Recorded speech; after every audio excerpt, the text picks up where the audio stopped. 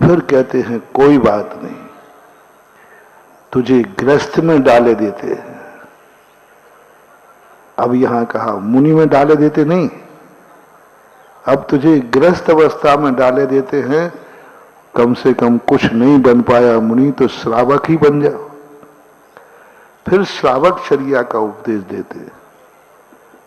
और आज उल्टा हो रहा, चलो किसी काम का नहीं है, अरे भैया तू किसी काम का नहीं है, जब महाराज ही बन जा।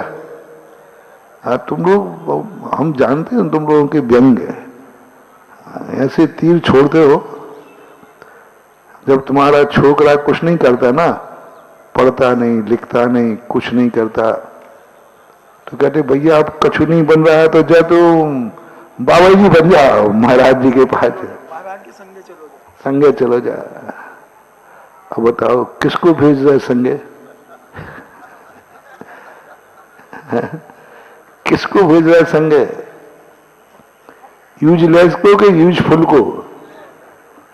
क्या व्यंग है तुम्हें? अब कोई कुछ नहीं करते धरते बन रहा है तो जा बाबा जी बन जा।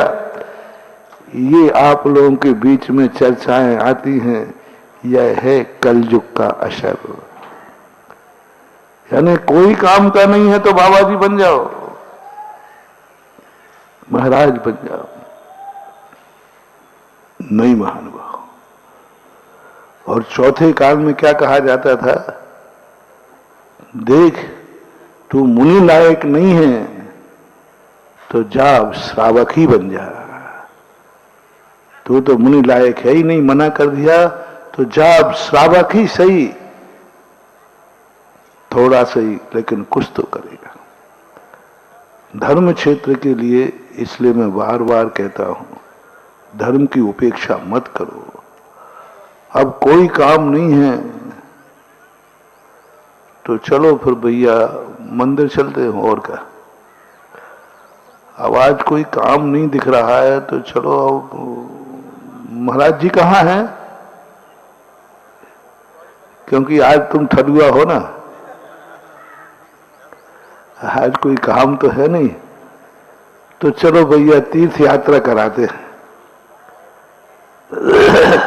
क्योंकि अब कोई काम है नहीं, बाजार ही बंद है, तो तीर्थ यात्रा कराते हैं।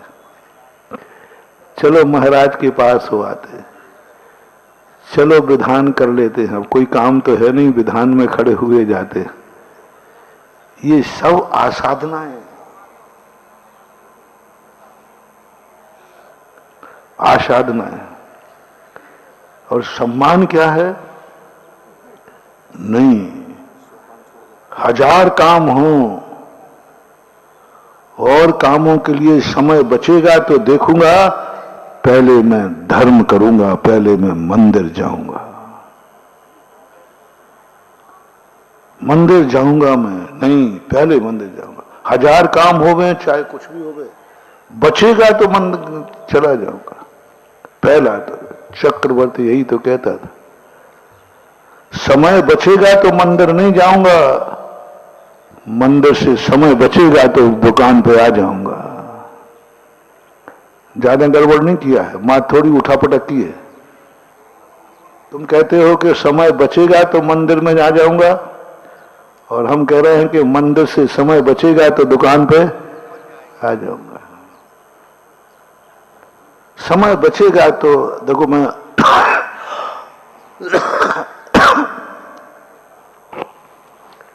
घर में कार्यक्रम है, शादी विवाह है, किसी ने कहा चलो महाराज के पास, देखो भाई चलना तो मुझे भी है, लेकिन समय रहेगा तो जरूर चलूंगा। और रिश्तेदार आए हैं, वे यदि चले गए तो, वो चले गए तो मैं फैंसी ड्रेस सही कर रहा हूं, सही कर रहा हूं ना, ऐसे ही होता है ना। और रिश्तेदार आए हैं और वो चले गए तो फिर आ जाऊंगा, देखो थोड़ा काम भी है। नहीं नहीं, रिश्तेदार आ जाओ चाहे कोई आ जाओ, पहले साहब मैं मंदिर जा रहा हूं, महाराज के दर्शन करने जा रहा हूं। कब तक लौटोगे?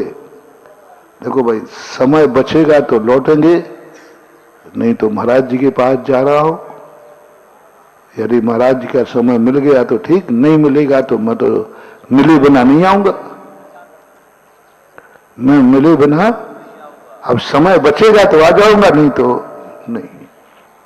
इतना उल्टा क्यों प्रशंसा की गई चक्रवर्ती की? इतना व्यस्त चक्ररत्न उत्पन्न हुआ। 18 कोड़ा कोड़ी सागरों वर्ष के बाद चक्ररत्न की उत्पत्ति हुई। अफरा दफरी मच गई स्वर्गों में, अफरा दफरी मची है सारी अयोध्या में। ओ दुर्लभ चक्ररत्न उत्पन्न हुआ, अक्षय निधियां भंडार उत्पन्न हुए। इधर पृथ्वी की उत्पत्ति हुई। कितना व्यस्त कार्यक्रम। चक्रवर्ती कहता है कि नहीं, भगवान को केवल ज्ञान हुआ है, पहले तो मैं भगवान का दर्शन करने जाऊंगा।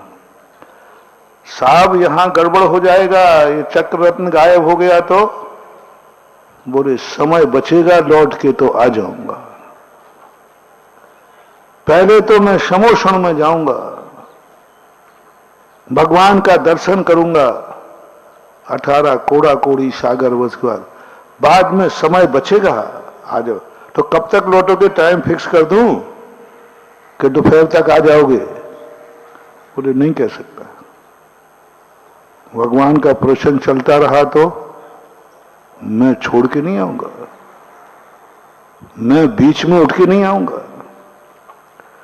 भगवान का प्रवचन चलता रहा, मैं उठ के नहीं आऊंगा। मैं पूजा करूंगा, पूजा पूरी नहीं होगी तो मैं नहीं आऊंगा। समय बचेगा तो आ जाऊंगा, बस।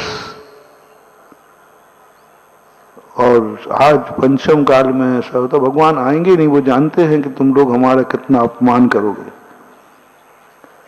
यदि ऐसी स्थिति सोचो तुम्हारी हो जाए, घर में चक्ररत्न उत्पन्न हुआ हो, पुत्र उत्पत्ति हुई हो, कोई बारात आदि आई हो, और कोई कहे कि भगवान को केवल ज्ञान हुआ है, तो पंचम काल का व्यक्ति क्या कहेगा? देखो भाई, आप समझो बात खिलाने, चक्ररत्न की उत्पत्ति हुई है, और नहीं जाना है, अरे भगवान का तो मैं परम भक्त हूं, जाना तो है, लेकिन देखो भाई कब तक पहुंचोगे? देखो भाई समय बचेगा तो आ जाऊंगा, समय बचेगा तो समोषण में जरूर जाऊंगा, समय बचेगा तो भगवान का दर्शन करूंगा, समय बचेगा तो। दोनों की एक ही भाषा है, दोनों की भाषा में कोई अंतर। वो कह रहा है कि समोषण में जा रहा हूं, समय बचेगा तो आयुधशाला में जाऊंगा, और पंचम काल का जीव कह रहा है समय बचेगा तो समोषण में आ जाऊंगा। बस इतने अंतर से हम दूरान दूर भव हो गए, और वो आसन्न भव हो गया। प्राथमिकता किसकी है?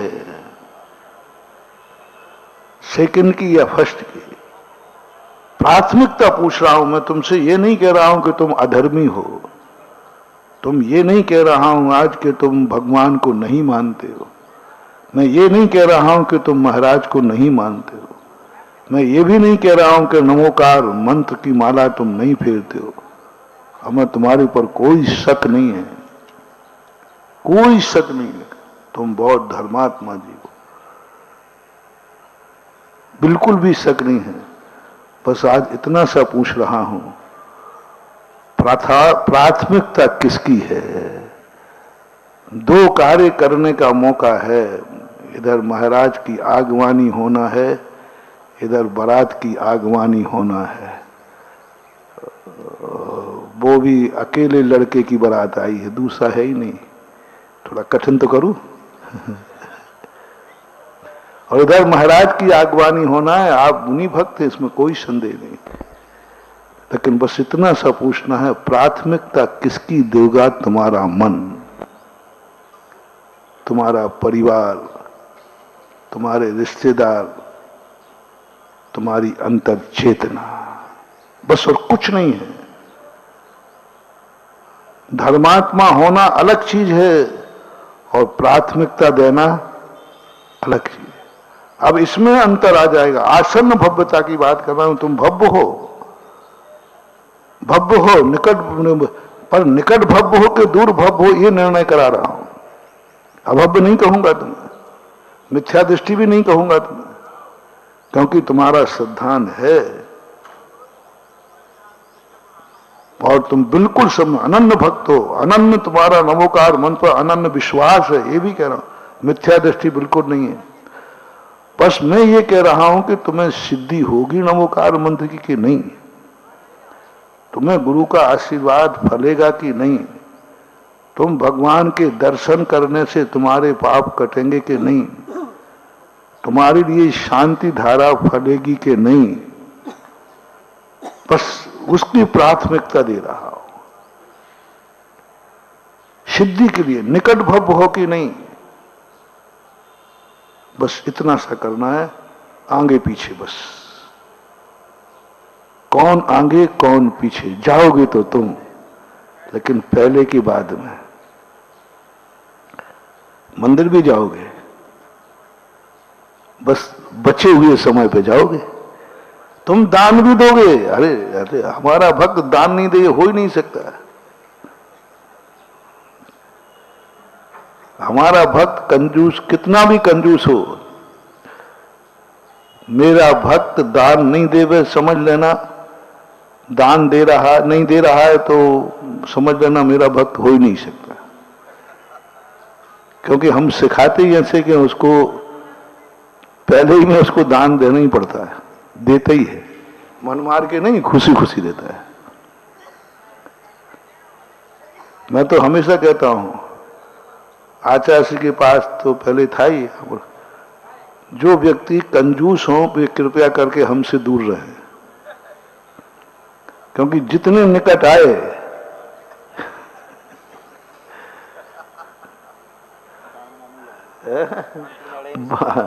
मेरे निकट आते ही बनिया नहीं रहोगे, जैन बनना ही पड़ेगा, क्योंकि हमारा विज्ञापन ही ऐसा है कि हम गंजे को भी कंगी बेचते हैं। किसको? गंजे को भी। हाँ, सेल्समैन तो वही है। बाल वालों को कंगी बेच दी तो कौन सी बात, वो तो बाल वाला खुद ही खोज रहा था, भैया कंगा है क्या। दो व्यक्ति समझना, एक व्यक्ति के बाल उलझे थे,